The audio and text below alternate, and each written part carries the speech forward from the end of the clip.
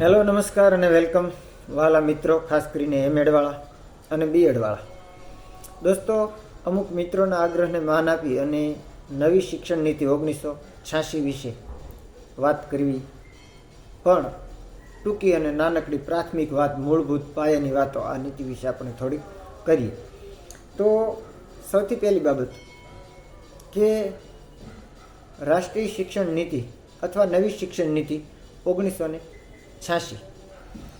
હવે એની સંકલ્પના જો જોઈએ આપણે તો એમ કહી શકાય કે ભારતીય સંસદના સત્ર બજેટમાં 1986માં રાષ્ટ્રીય શિક્ષણ નીતિનો પ્રસ્તાવ મુકાયો અને પાર્લામેન્ટમાં નીતિ ઘડવામાં આવી અથવા નીતિ નક્કી થઈ.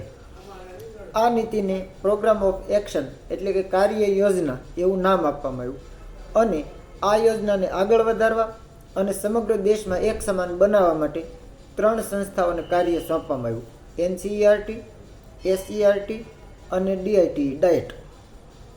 બરાબર, આ 3 સંસ્થાઓને કાર્ય સોંપવામાં આવ્યું. હવે એક વ્યાખ્યાના રૂપમાં જોઈએ આ નવી શિક્ષણ નીતિ 1986 એટલે શું, NEP 1986 એટલે શું, તો એક રીતે એમ પણ કહી શકાય કે પરકીય શાસન, બીજાનું શાસન હતું ને આપણા દેશમાં તો પહેલાં, પરકીય શાસનના ઘણા વર્ષોએ દેશની પ્રજાને માનસિક રીતે નિર્બળ બનાવી. એટલે બસ આ નિર્બળતા દૂર થાય અને રાષ્ટ્રની અસ્મિતા પુનઃ પ્રગટે એવી શિક્ષણ વ્યવસ્થા ગોઠવાય. હવે બીજી બાબત કે જેમાં આધુનિક અથવા તો આધુનિક શોધો હોય, આધુનિકતા હોય, શિક્ષણ નીતિમાં આધુનિક પદ્ધતિઓ હોય, નવી પદ્ધતિઓ હોય, પરિણામો હોય અને જે સમગ્ર દેશવ્યાપી હોય તેવી શિક્ષણ વ્યવસ્થાને નવી શિક્ષણ નીતિ 1986 તરીકે ઓળખવામાં આવે છે. હવે આ નીતિના કેટલાક હેતુઓ પણ છે, આમ ઘણા બધા છે, આપણે ટૂંકમાં વાત કરવાની છે. એટલે એ હેતુઓ બસ બધા એવા કે શિક્ષણની ગુણવત્તા વધારવી, પછી એક સમાન અભ્યાસક્રમ બનાવવો આખા દેશ માટે, ભારતનો આર્થિક વિકાસ કરવો, એવા બધા એના હેતુઓ. અને એની જરૂરિયાત પણ એમાં જ ગણાવી શકાય. આમ જો તો હેતુ અને જરૂરિયાત એક રીતે એક જેવું જ છે, બે વસ્તુ.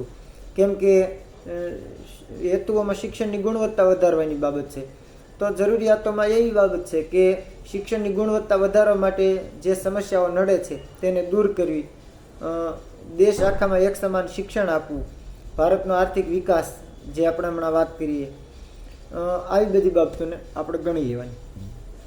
હવે ખાસ બાબત તો આ નીતિના અમલીકરણ બાબતે આપણે ચર્ચા કરવાની છે. મેઇન વસ્તુ આ નીતિનું અમલીકરણ, એમાં પહેલી બાબત વ્યવસાયિકીકરણ. એટલે કે દરેક શાળાએ સમયપત્રકનો અમલ કરવો, ધોરણ 8 થી 12 સુધી વ્યવસાયિક શિક્ષણ આપવું, પછી કૃષિ વિષયક અભ્યાસક્રમ, એ બધી બાબતોને ગણી લેવી વ્યવસાયિકીકરણમાં. બીજું 10+2 નો ઘટક, 10+2 10+2, તો 5 વર્ષ પ્રાથમિક શિક્ષણ ધોરણ 1 થી 5, 3 વર્ષ ઉચ્ચ પ્રાથમિક શિક્ષણ ધોરણ 6, 7 અને 8, ઉચ્ચ પ્રાથમિક શિક્ષણ 3 વર્ષ, 2 વર્ષ માધ્યમિક શિક્ષણ ધોરણ 9 અને 10, એટલે 10 થયા, +2 એટલે ઉચ્ચ શિક્ષણ ધોરણ 11 અને 12, એ ઉચ્ચ માધ્યમિક શિક્ષણ 2 વર્ષ, એટલે 10+2. એ વાત આખી આપ સમજી શક્યા હશો. હવે ત્રીજી બાબત કે અભ્યાસક્રમ. તો કે અભ્યાસક્રમ કેવો હોવો જોઈએ આ નીતિની દૃષ્ટિએ, કે પરિવર્તનશીલ હોવો જોઈએ, આધુનિકતાયુક્ત હોવો જોઈએ, રાષ્ટ્રીય એકતા સ્થાપે તેવો હોવો જોઈએ, રોજિંદા જીવનમાં કે રોજિંદા વ્યવહારોમાં કામ લાગી શકે આપણને વિદ્યાર્થીઓને એવો હોવો જોઈએ, જેમાં મૂલ્યો આધારિત હોય અભ્યાસક્રમ, મૂલ્યોને વણી લેવામાં આવેલા હોય એવો હોવો જોઈએ, વગેરે બાબતો. પછી એનાથી આગળ ચોથી બાબત કે પરીક્ષા સુધારણાઓ અથવા પરીક્ષા અને મૂલ્યાંકન સુધારણા. તો કે પ્રશ્નપત્રોની રચના બ્લુપ્રિન્ટને આધારે થવી જોઈએ. પછી વૈજ્ઞાનિક ઢબે સતત અને સર્વગ્રાહી મૂલ્યાંકન થવું જોઈએ. પછી વિદ્યાર્થીઓની અભ્યાસક પ્રવૃત્તિઓ અને શાળા દરમિયાન શૈક્ષણિક કાર્યો દરમિયાન જે કંઈ ઇતર પ્રવૃત્તિઓ કરે છે તેનું મૂલ્યાંકન વગેરે બાબતોનો તેમાં સમાવેશ થાય છે. ત્યાર પછી એનાથી આગળ શિક્ષક પ્રશિક્ષણ, શિક્ષકોનું પ્રશિક્ષણ કેવું હોવું જોઈએ અથવા કેવી રીતે એને આપવું એની વાત કરવામાં આવી છે. બરાબર. તો શિક્ષક પ્રશિક્ષણમાં પહેલી તો બાબત કે જે સંસ્થાઓ છે, તાલીમી સંસ્થાઓ, જે સંસ્થાઓમાં તાલીમ અપાય છે અથવા જે તાલીમ કેન્દ્રો છે તેને સાધન સંપન્ન બનાવવા અને અદ્યતન બનાવવા, આધુનિક બનાવવા. બીજું, શિક્ષકના વ્યવસાયને મોભાદાર બનાવવો. પછી ત્રીજું કે વિદ્યાર્થી કેન્દ્રી અધ્યયન, વિદ્યાર્થી કેન્દ્રી શિક્ષણ. પછી પૂર્વ સેવાકાલીન અને સેવાકાલીન તાલીમનો સમયગાળો નક્કી કરવો, એવી બધી બાબતો.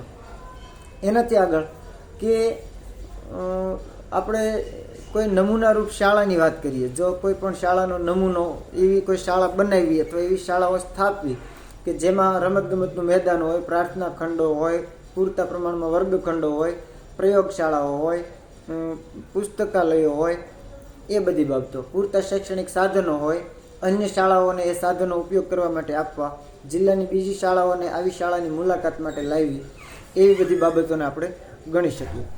તો પછાત વિસ્તારોમાં પણ એવી શાળાઓ સ્થાપવી, પછી પૂરતા પ્રમાણમાં વર્ગખંડો ઉપલબ્ધ કરાવવા, છાત્રાલયવાસી શિક્ષણ આપવું, આવી બધી નવોદિત શાળાની પણ એમાં વાત કરવામાં આવેલી છે.